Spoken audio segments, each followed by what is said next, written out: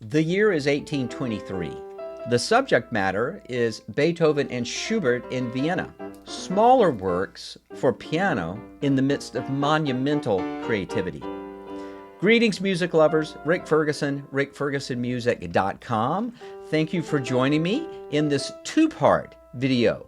This is the first of two videos exploring this year of 1823, specific to Beethoven and Schubert's compositional activities in Vienna. If you like this video, please press that like button, subscribe to my channel if you don't already do so, and feel free to share this video with friends, colleagues, students, teachers, anyone you feel might be interested and benefit by it. Thank you.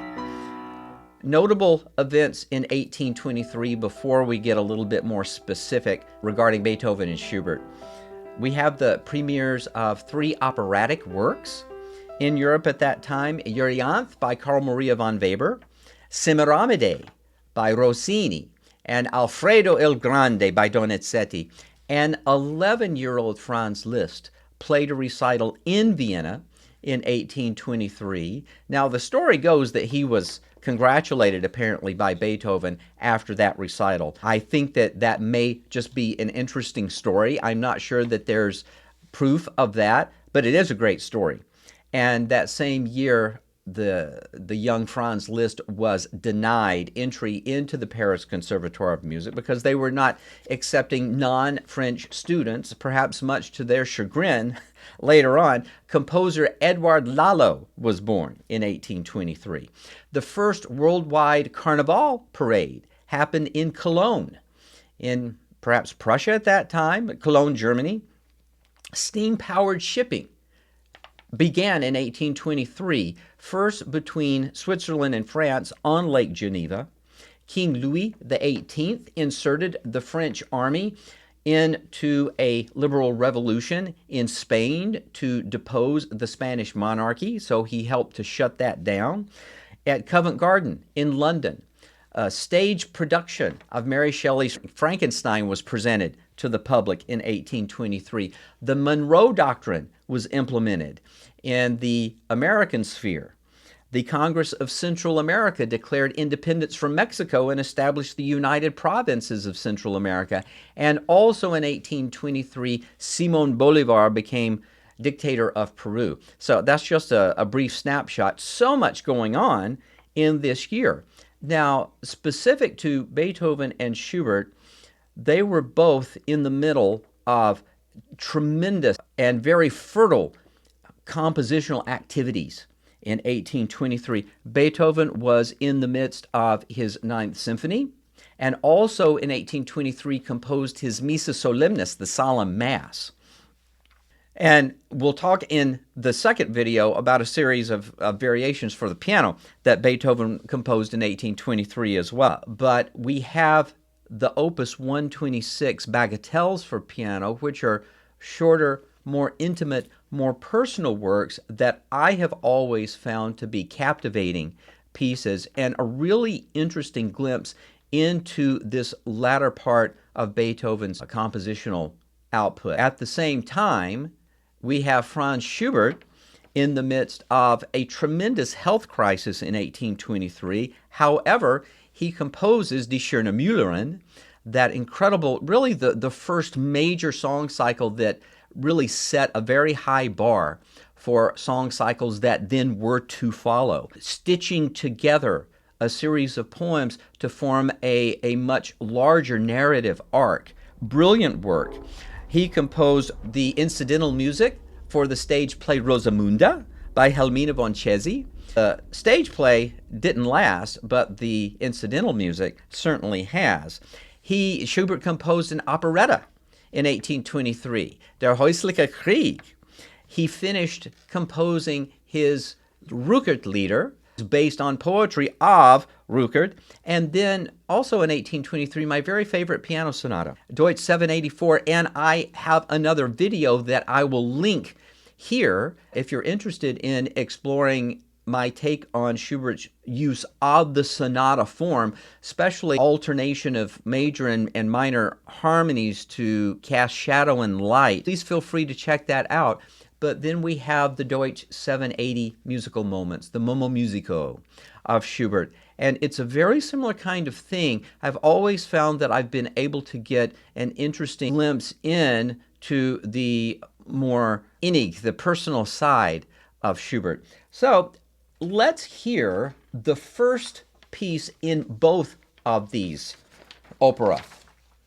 First, we have the Beethoven Bagatelle, Opus 126, number 1 in G major, and it's such an interesting, almost improvisational piece. I can sort of imagine Beethoven sitting down at the piano and perhaps improvising this piece as he was ruminating about other things. Very much seeing the artist as hero model in effect here.